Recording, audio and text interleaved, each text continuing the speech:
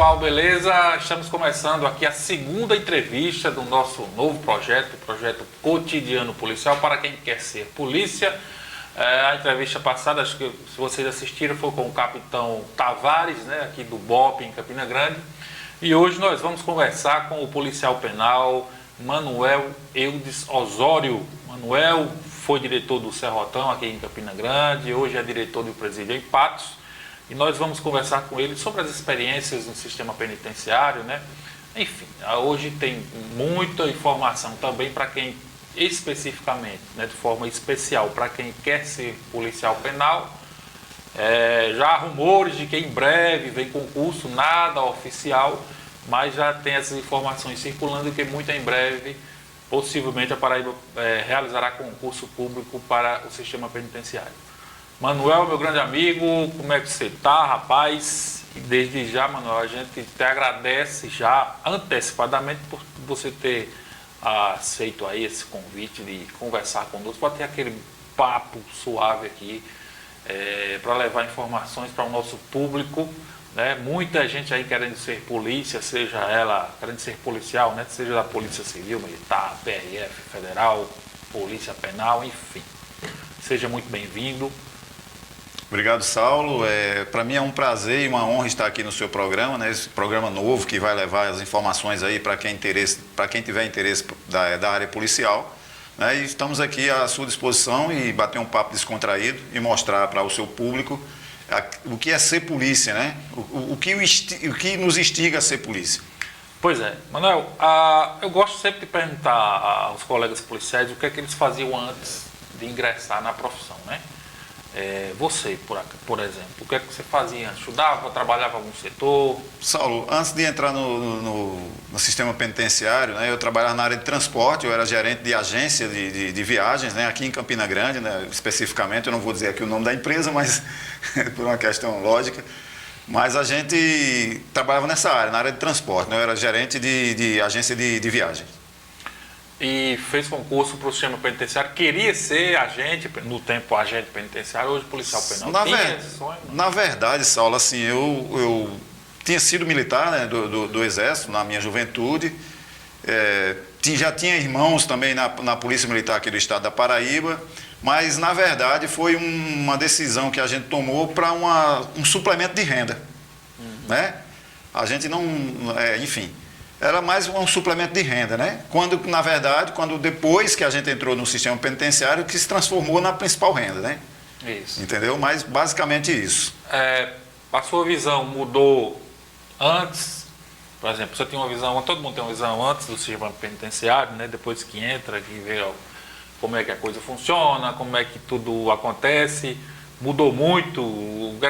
Qual foi o impacto que você teve assim que assumiu Saulo, no emprego? assim, a gente não tinha informações como era o mundo do sistema penitenciário, especificamente aqui da Paraíba e brasileiro, né? Você sabe da realidade, mas mudou totalmente, né? Eu vou dizer aqui para vocês que quando eu cheguei, a gente foi nomeado em 2009 lá para o presídio Serrotão, né? E, a princípio, nós tínhamos sido nomeados para o presídio Monte Santo. Mas, assim, a gente queria algo... Já que ia ter que entrar no sistema, a gente escolheu o presídio Serrotão, que era um presídio maior, que talvez trouxesse mais desafios, tal, enfim. Era mais complexo. Aí a gente foi buscar essa complexidade, né? A gente não conhecia o sistema penitenciário, como eu falei, e no meu primeiro dia de plantão, quando eu cheguei na unidade...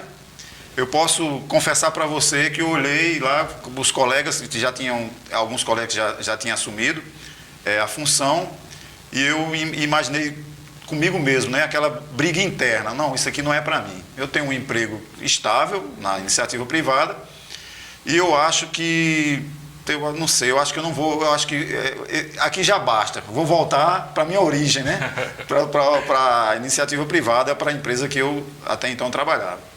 Mas, de repente, chegou uma missão. Você conhece o presídio Serrotão, são 9 pavilhões, e chegou uma missão para ir buscar um preso para uma audiência, né, no fórum aqui de Campina Grande, no pavilhão 9. O último lá de baixo. O último lá de baixo. Eu estava no posto do portão 3. E aí, tinha um colega lá, e chegou a ordem de serviço, né, vamos dizer assim, para que a gente fosse buscar o preso lá no pavilhão 9. E os presos à época eram todos soltos no banho de sol, praticamente 1000 presos. E quando chegou a missão eu fiquei um tanto receoso, né? Eu desci, para mim foi a maior caminhada, em torno de 150 metros, do portão 3 até o pavilhão 9. E essa caminhada foi uma eternidade, né? Foi uma eternidade, até chegar no pavilhão 9. Mas quando a gente identificou o preso, né? E que a gente subiu com o preso, demorou, para mim, foi segundos, né?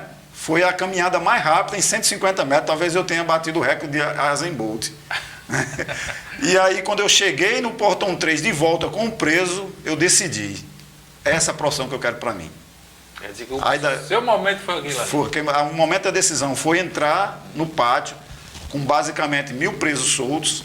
Você e quantos agentes? Eu e o colega que estava de plantão comigo, eu queria até mandar um abraço aqui para o meu colega Robson, hoje ainda trabalha no Presídio Serrotão, você que deve conhecer, um policial bastante gabaritado e de uma experiência longa, fez parte da FETIP, trabalhou em outros estados, né, na Força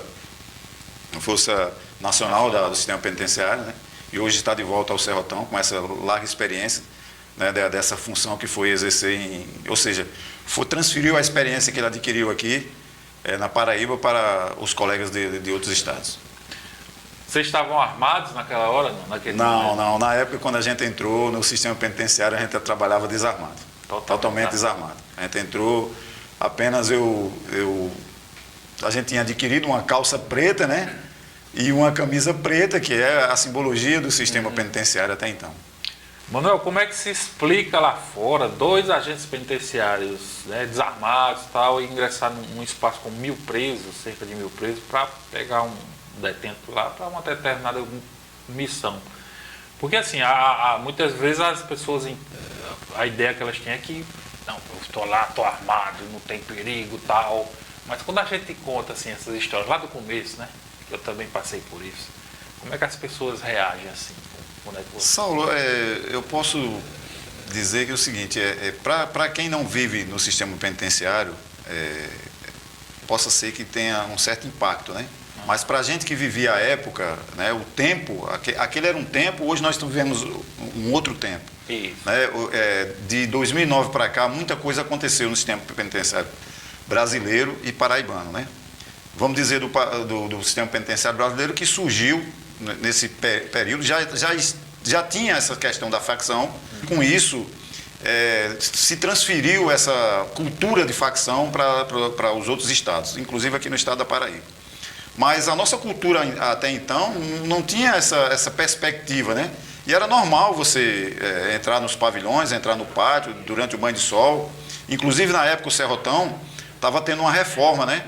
Lá, a questão de uma parede de contenção subterrânea, né? Porque tinha muitos problemas de túnel na unidade, de fuga por túnel, e estava tendo esse serviço e o pessoal trabalhava lá durante o banho de sol com maquinário pesado tal para fazer esse serviço lá.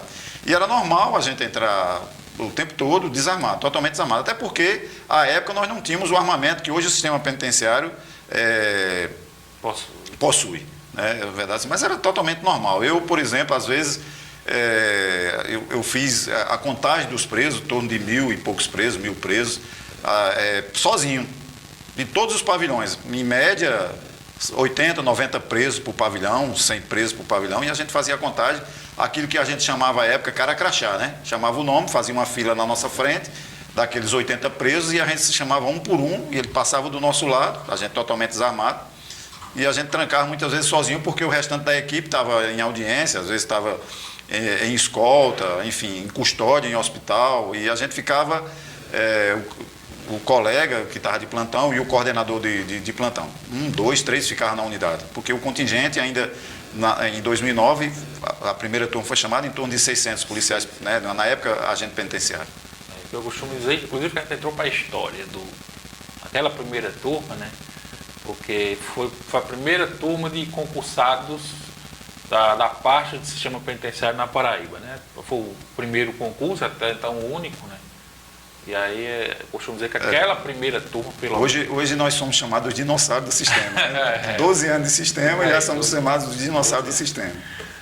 Nesses 12 anos, né, de sistema penitenciário que você já vem acumulando, qual foi assim, o momento que você fixou assim, um momento marcante da profissão? Seja o momento de maior risco, o momento que você teve, sei lá, o maior susto, ou então um momento de maior emoção, enfim. Saulo, sempre tem aquele momento que a gente não tem. Nós tivemos ao às longo, vezes mais de um, né? É exatamente o que eu ia dizer para você. Nós tivemos inúmeros momentos, né? Momentos de frustrações, momentos de alegrias, momentos de perigo, né? Momentos de emoção, né? Momentos de instigação, que isso é o nosso cotidiano, é a instigação, porque se você não tiver... Porque nossa profissão, além de ser uma profissão muito estressante, que a própria literatura diz isso, mas a instigação, se você não tiver... Mas eu posso confessar a você que minha maior emoção foi ontem. Ontem. Assim, você pode dizer, 12 anos de sistema e a emoção foi ontem. Minha lembrança, eu até postei hoje no meu Instagram, que eu coloquei lá no meu Instagram que eu precisava contar essa história. Sabe, eu não sei se nós teremos tempo para que eu contar um pouquinho, resumir essa história aqui. O momento é agora. Pois então, aí é o seguinte, nós como diretor do Presídio Padrão de Patos, Romero Nóbrega, nós identificamos um probleminha lá com relação à retirada de presos do fechado para fazer a manutenção na área externa do presídio, né? No perímetro externo, o que a gente chama lá extramuros. Sim. Sabe? E com essa preocupação nós procuramos o juiz de execuções penais para que conseguisse ou providenciasse aquelas, vamos dizer assim, aquelas penas de trabalho à comunidade. Né? E o juiz nos atendeu e encaminhou lá para a nossa unidade. A princípio teremos outros que serão encaminhados para a unidade, que nós temos vários projetos que nós pretendemos executar, né, nessa área extramuros, né, que é uma cerca de contenção e o muro propriamente da unidade prisional. E foi encaminhado para lá um senhor, né, um senhor que tem problemas de alcoolismo, não vou aqui citar o nome, mas até para preservar a pessoa. Claro. Tem problema de alcoolismo e, enfim, foi condenado a 2 meses e 10 dias a prestar serviço lá na nossa unidade. E ele começou o trabalho toda sexta-feira, ele tem que trabalhar 7 horas, né? Toda sexta-feira, 7 horas. E outro dia eu vi ele trabalhando lá e um senhor o acompanhava. Né? E eu procurei saber quem era esse senhor, por uma questão natural, né? Saber quem está acompanhando as pessoas que vêm, que adentram a nossa unidade. E eu fiquei sabendo que era o pai dele que vinha, o acompanhava para que ele não deixasse o serviço da qual ele foi, da sentença dele, o serviço da unidade, e fosse beber, né? Porque ele é viciado em álcool, né? Em bebida. Aí a gente dá o café da manhã a ele e o pai dele, porque um senhor de idade, 70 e poucos anos, e também almoço, o lanche, enfim. No final da tarde ele vai embora. E ontem, quando eu estava saindo da unidade aqui para Campina Grande, esse senhor, o pai e o filho, moram em São Amédio, que fica a 23 quilômetros de Patos, né? Em direção a Campina Grande. E a gente vinha já por volta de 6h30 da noite e eu os encontrei andando a pé aqui para... Até me emociona aqui, eu peço licença aqui para...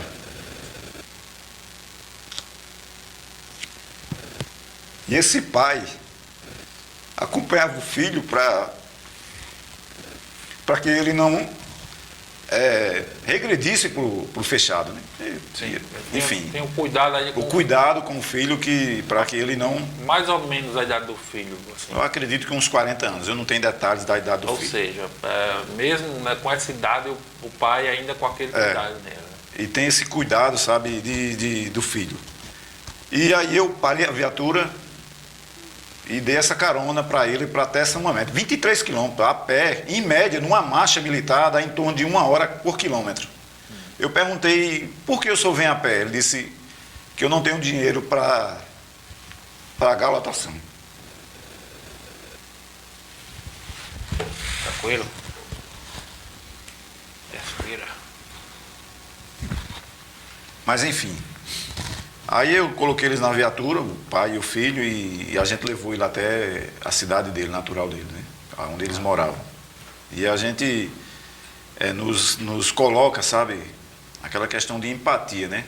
A gente se coloca no lugar do pai, né? A preocupação, um homem sertanejo de 70 e poucos anos, andar em torno de 23 quilômetros a pé para cuidar do seu filho, os cuidados, independente do crime que essa pessoa cometeu, mas eu estou tratando aqui da questão do pai, do cuidado daquele homem sertanejo judiado pelo tempo, né? E pelas intempéries da vida, com aquele cuidado com aquele filho, sabe, e como eu falei, independente do crime que ele cometeu, e eu acredito que foi um crime leve, porque foi condenado a uma pena de prestação de serviço à comunidade, no caso, estava lá. E durante o dia a gente percebe o cuidado que ele tem, sabe? Ele fica o tempo todo lá sentado, durante 7 horas do dia, sentado lá num banco que a gente chama lá de rodoviária, né? É muito parecido com uma rodoviária de cidade interior, esse local que temos lá na nossa unidade. E isso me chamou muita atenção, sabe?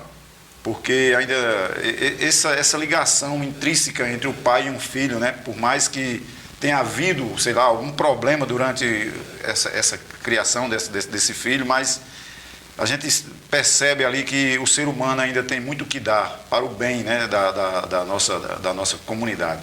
Tem pessoas que ainda têm essa ligação afetiva com o seu filho, independente dos problemas que se tem ao longo de sei lá, 40 e poucos anos que esses filhos têm. E isso me chamou muita atenção, isso me comoveu muito, porque a gente está vivendo um momento tão difícil hoje no Brasil e no mundo, mas mesmo assim a gente percebe que o amor ainda está acima de tudo, sabe? E eu até peço perdão aí pela emoção que a gente está nesse momento, mas eu prometi para mim, e talvez assim, as coisas nada é de graça, né? A gente sempre fala, nada é de graça. Eu coloquei lá no meu Instagram que essa história precisaria ser contada. E você me deu essa oportunidade. E do ponto de vista emocional, para mim, foi o que mais me tocou durante todo esse período, né? E eu estava vindo para casa numa viatura do sistema penitenciário e a gente vê aquela cena, as pessoas caminhando na escuridão, numa rodovia, sabe? E com essa perspectiva de buscar recuperar um ser humano que porventura tenha falhado durante o seu percurso de vida, mas ali tinha um pai, sabe? Um pai que vai deixar o seu filho para cumprir uma pena e vai buscar com todo o cuidado para que ele não tropece, né, naquilo que está estipulado na sua sentença. Ou seja, então, o sistema penitenciário, por mais que seja um lugar, mas pelas palavras de Drauzio Varela, um lugar povoado de maldade, mas a gente ainda encontra muito de humanidade no sistema, né, Manuel? Não, é verdade. Isso a gente tem percebido, né? O sistema penitenciário, a gente costuma dizer que o sistema é bruto, né? O sistema é bruto, mas tem esses momentos também que a gente percebe, enfim, as pessoas cometem erros, mas eu acho que eu sempre falo para os meus colegas, né, e para as pessoas que a gente sempre conversa, o Estado ele tem que dar as janelas e portas de oportunidade. Cabe o infrator se recuperar, enfim. E eu acho que o Estado e o sistema como um todo, ele tem que abrir essas portas e estar lá com as portas abertas à oportunidade. Se a pessoa quiser ou não, aí é uma questão de decisão pessoal, é intrínseca a ela, enfim. Nesses 12 anos aí que você está no sistema penitenciário, quais as principais mudanças que você elencaria nesse período aí? Eu diria que basicamente é a profissionalização do sistema, as mudanças de paradigmas, né? Quando eu falei que anteriormente, com a inserção das facções criminosas, isso também alertou, né, os nossos, vamos dizer assim, os nossos governantes, os nossos dirigentes a mudar essa postura, e até a inserção do próprio concurso, no caso aqui do estado da Paraíba, trouxe um nível, né, de conhecimento, um nível de preparação intelectual, né, para o sistema penitenciário da Paraíba, que teve essa quebra de paradigmas, né? E essa mudança foi muito, vamos dizer assim, substancial para o sistema penitenciário. O policial penal, ele corre naturalmente, pela natureza da função, uma série de riscos. Por exemplo, a possibilidade de resgate de presos. O que é que tem que ser feito para evitar ou para, pelo menos, inibir a ação, esse tipo de ação criminosa? Treinar muito, a equipe tem um aparato, o policial tem alguma forma alguma estratégia de perceber? Como é que acontece? Porque, por exemplo, eu insisto, o camarada que quer fazer concurso para a Polícia Penal, ele termina pensando nessas coisas. Poxa, e se tiver um resgate, se tiver uma rebelião? O medo do camarada, a princípio, é esse, né? Mas... Saulo, são muitas perspectivas, né? São muitas perspectivas, mas eu poderia resumir esse questionamento na profissionalização. Você tem que entender que o policial penal é uma carreira policial como as demais, com suas especificidades, porém nós lidamos, né, com facções criminosos de alto risco, mas eu costumo dizer que lá em 2012, quando teve essa mudança, essa quebra de paradigmas entre o modelo do policial que entrava no pavilhão desarmado, né, e com exceção dessas facções criminosas, o policial penal do estado da Paraíba também percebeu, né, que precisava se profissionalizar. E os nossos gestores também perceberam essa situação e, enfim, com a vinda, ou seja, com a abertura, que aí eu vou entrar nessa, vamos dizer assim, nessa composição, essa nova composição do sistema penitenciário paraibano, da criação do Grupo de Operações Especiais, no caso o GEPOI Paraíba, né? E a formação da qual eu sou componente até hoje, né? Eu sou da primeira turma do Grupo de Operações Especiais, que a primeira turma e a segunda foram formadas pelo DEPEN, Departamento Penitenciário Nacional, e trouxe todo o know-how, né, da também recém-criada, né, o Departamento Penitenciário Nacional, eu acho que teria 9 anos de criação, que foi criado em 2003, 2004, não lembro exatamente, e trouxe todo esse know-how, né, operacional do Sistema Penitenciário Nacional, que é chefiada por um dos policiais penais, que me prova como um dos mais bem preparados, que hoje já não se encontra entre a gente, né, ele faleceu, enfim, há um tempo atrás, mas, enfim, é um dos homens do sistema penitenciário que eu tenho o maior respeito, e aquela equipe que veio aqui formar os operacionais do GEPOI, trouxe toda essa bagagem, né? E a partir daí, o Estado da Paraíba criou outras especializadas, no caso da Força Tática, o Grupo de Custódia, enfim. E também a modernização dos equipamentos que hoje nós temos, né? Eu costumo dizer que o sistema penitenciário também está, vamos dizer assim, adquiriu novos armamento de ponta, né? O Grupo Penitenciário de Operações Especiais e a Força Tática Penitenciária tem equipamento de ponta, armamento novíssimo, né? Um equipamento super moderno, viaturas também super modernas, enfim. Aí isso de certa forma, com esse know-how, ele se espalhou para as unidades prisionais do Estado, e hoje nós temos procedimentos operacionais bastante robustos, né? E também modernos, né, do ponto de vista da segurança das unidades, e também, principalmente, nessas escoltas de alto risco, nessas custódias também, que nós custodiamos presos também de alto risco, tem os grupos de custódia que são bem treinados, né? Nós tivemos recentemente um treinamento com praticamente todos os policiais penais do Estado da Paraíba, que foi o NOP, né? Subsidiado pela gerência executiva, né? Enfim, aí isso isso próprio do concurso, né? Do concurso público, que trouxe essa, vamos dizer assim, essa inteligência para dentro do sistema penitenciário. Essas pessoas de nível, vamos dizer assim, de conhecimento um tanto quanto elevado, que hoje nós temos doutores, nós temos engenheiros florestais, nós temos médicos, nós temos odontólogos como policiais penais. Então, assim, para o colega nosso, o futuro policial penal, por exemplo, o cara que quer fazer concurso para a Polícia Penal, ele tem esse certo receio que é natural. Então dá uma tranquilizada, não, o risco existe, é inerente à profissão, porém o treinamento, a busca pelo profissionalismo, a busca constante, ele vai diminuindo muito essas possibilidades, né? É verdade. Eu vou utilizar uma frase aqui de um colega caveira da Polícia Militar do Estado da Paraíba, que ele diz assim: não basta só cursar, o pior é se manter cursado, né? O policial penal que achar que fez o concurso e, vamos dizer, enfim, e se perder naquela questão de, vamos dizer assim, de alguns costumes de inoperância, né? Esse aí está fadado, vamos dizer assim, alguns problemas. Costumo dizer que a pessoa tem que estar treinando sempre, se profissionalizando sempre. E eu posso dizer aqui de cátedra, o sistema penitenciário da Paraíba tem promovido essa, vamos dizer assim, essa renovação do ponto de vista do conhecimento, né?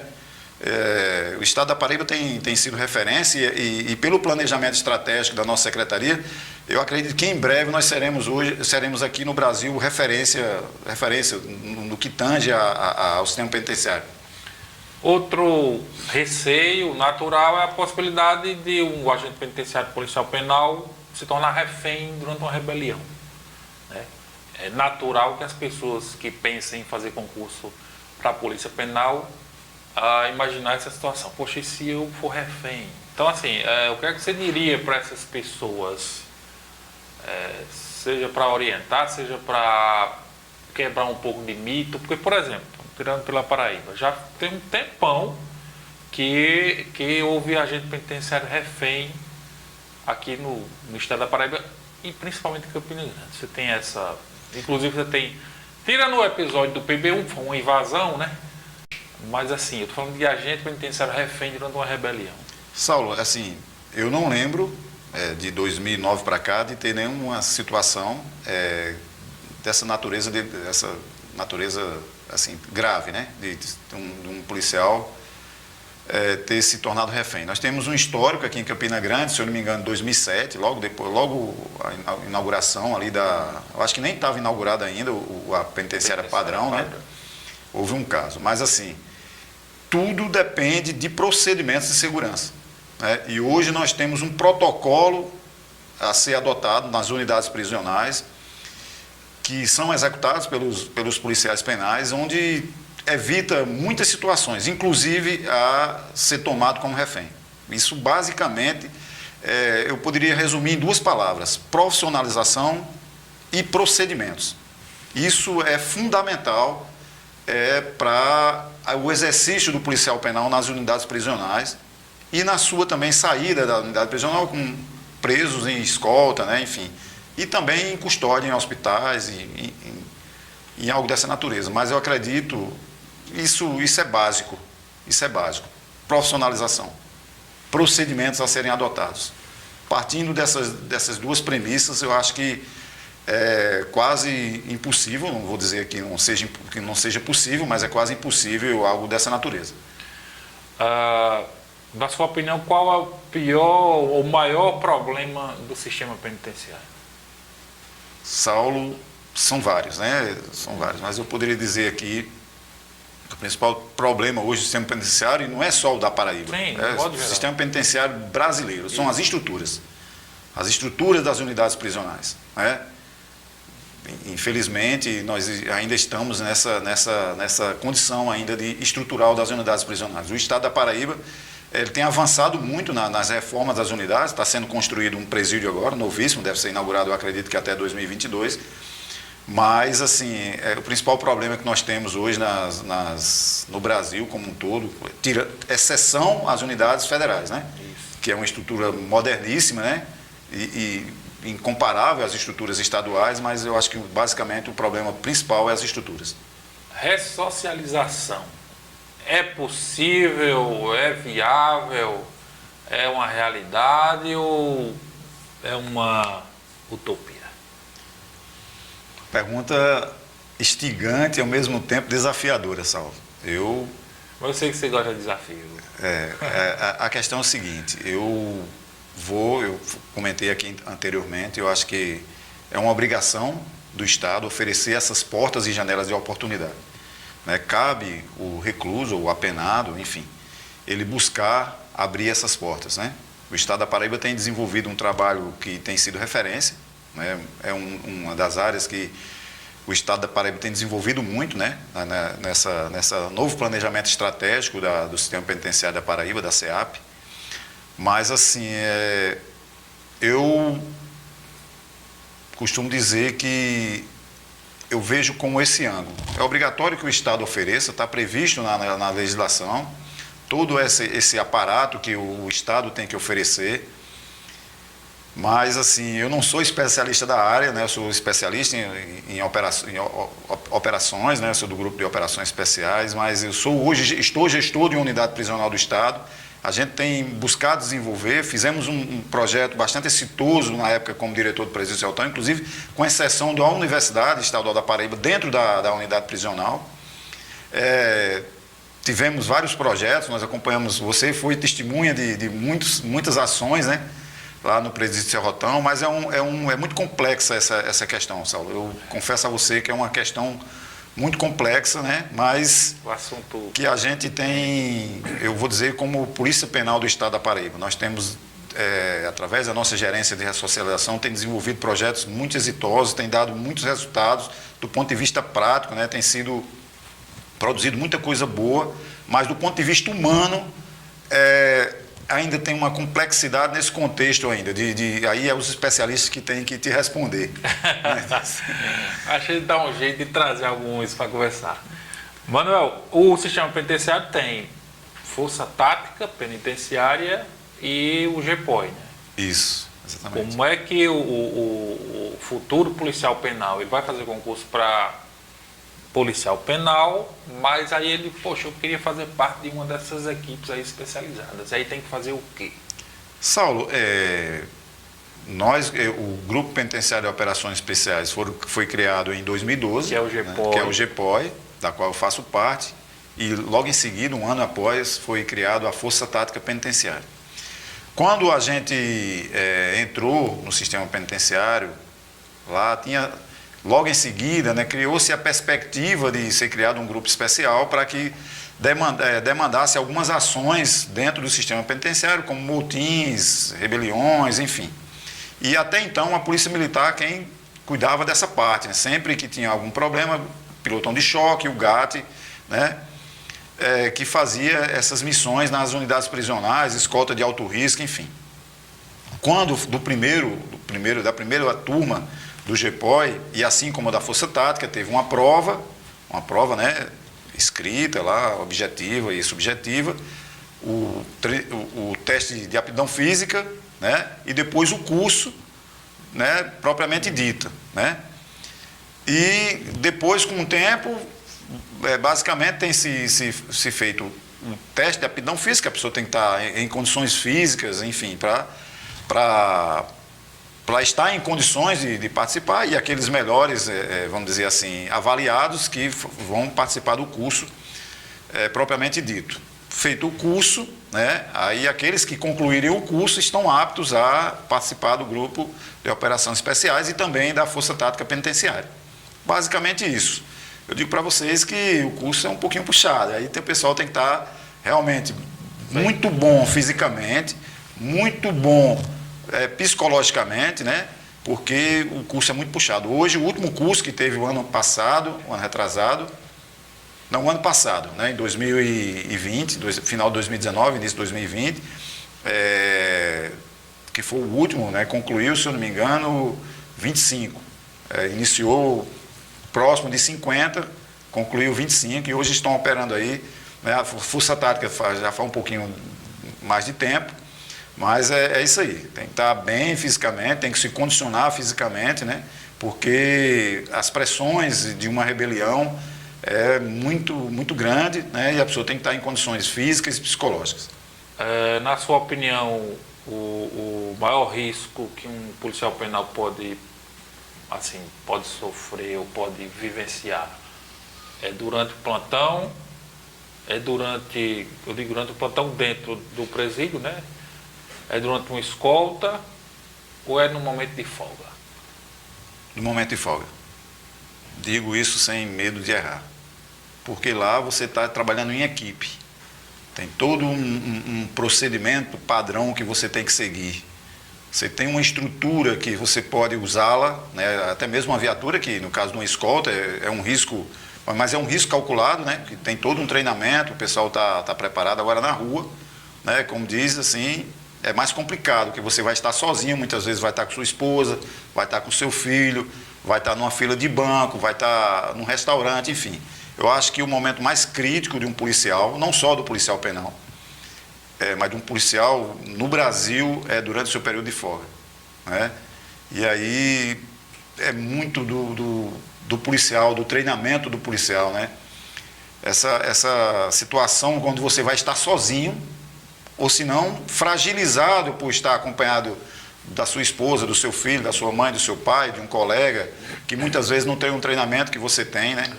Aí isso complica muito, mas eu acredito que o momento mais crítico é durante o seu período de folga.